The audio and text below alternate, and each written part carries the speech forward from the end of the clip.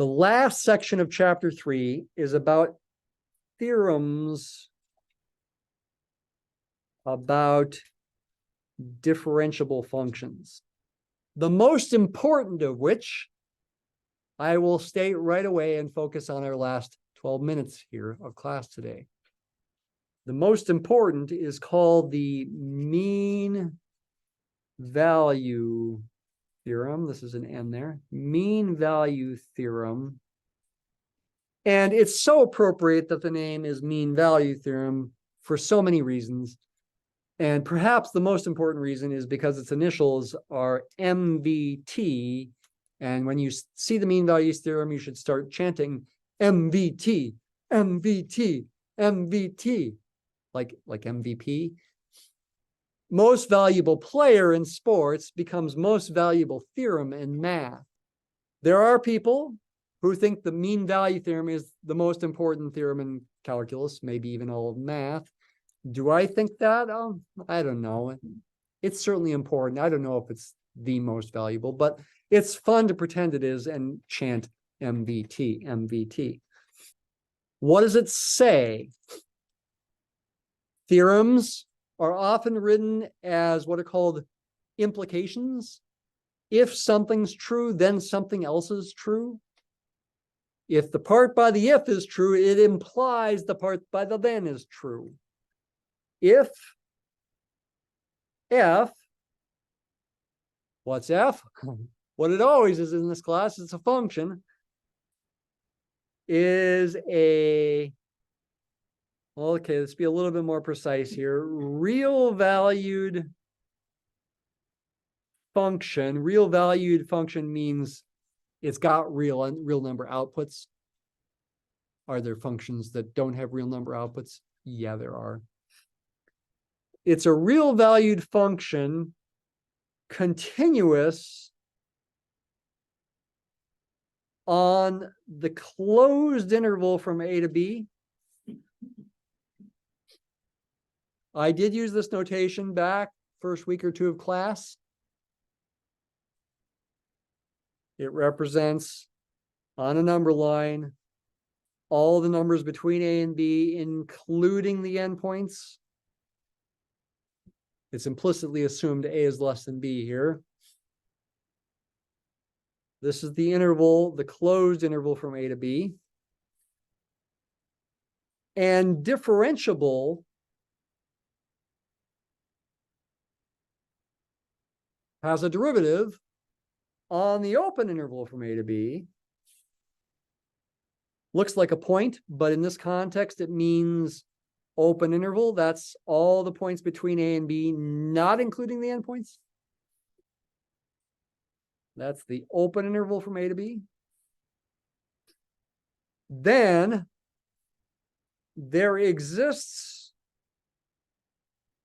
a number C that is somewhere in the open interval from A to B, such that f prime of C equals f of B minus f of A divided by B minus A.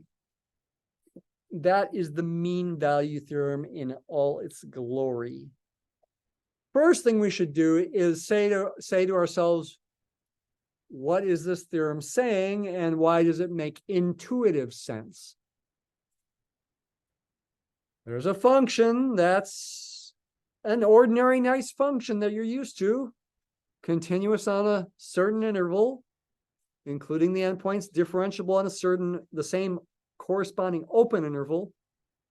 There's a number, I guess we don't know what the number is, between A and B, where the derivative, slope of the tangent line, equals this ratio. That kind of looks like a difference quotient, doesn't it? Is it?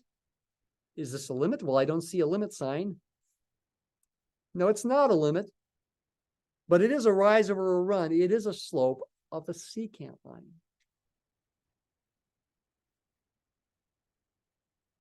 Got a nice function, continuous. I can draw the graph without picking up my writing utensil.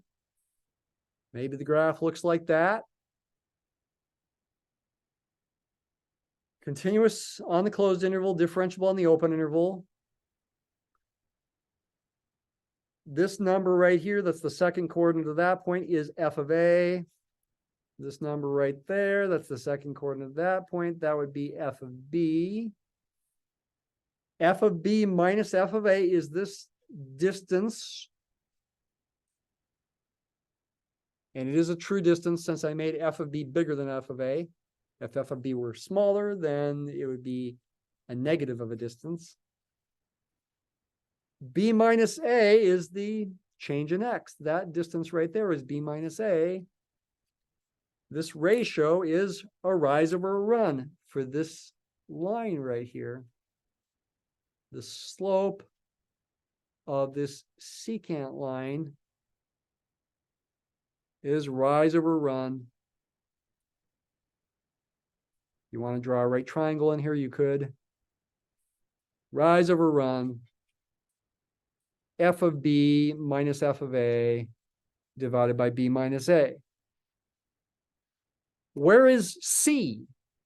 C is at least one value of x guaranteed to exist where the slope of the tangent is the same as the slope of the secant. Where would that be? Maybe right about here. C in this picture looks like it might be right about there.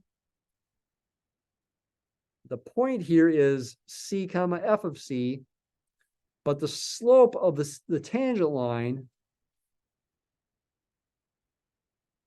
is f prime of c.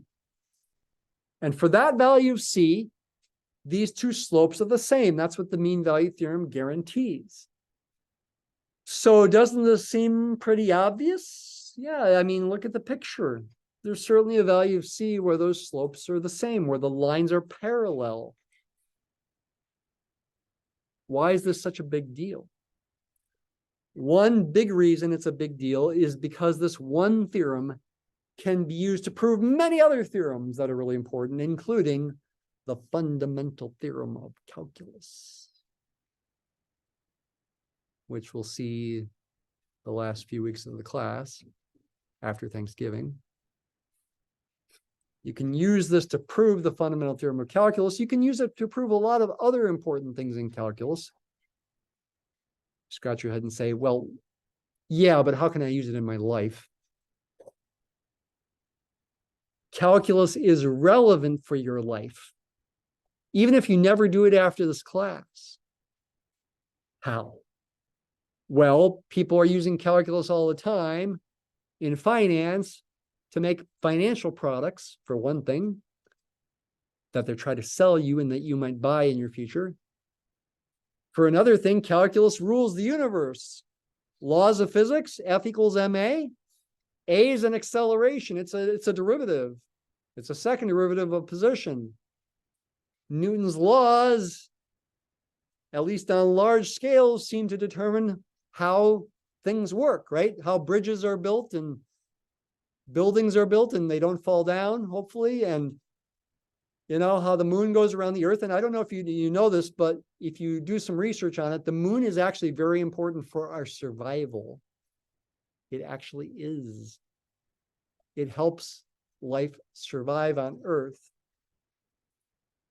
Helps the moon go around the earth, helps the earth go around the sun, which I hope you think is important in the way that it does. Determines how the earth spins, that's important. Calculus is relevant for all those things. But yeah, I said this is useful to a mathematician. A pure mathematician thinks a theorem is useful if he can use it to prove other theorems. Because what mathematicians care about are theorems. Seriously, that's what pure mathematicians care about, are theorems and their proofs. That's what's most interesting to them. Yes, applied mathematicians, statisticians, engineers, etc., they think theorems are useful for building bridges, for example, and yes, they are. Okay, but this to a mathematician is important because you can use it to prove so many other theorems. How do you prove it, though? It would seem like the picture would be good enough, but unfortunately, no, it's not. because pictures are not proofs. Proving this from first principles like arithmetic is a super long process, actually, but it can be done from the basics of arithmetic. And I'm not kidding you. Though it'd probably take an entire semester to do so from the basics of arithmetic. Anyway, I'll talk about that more on Friday. Have a good day.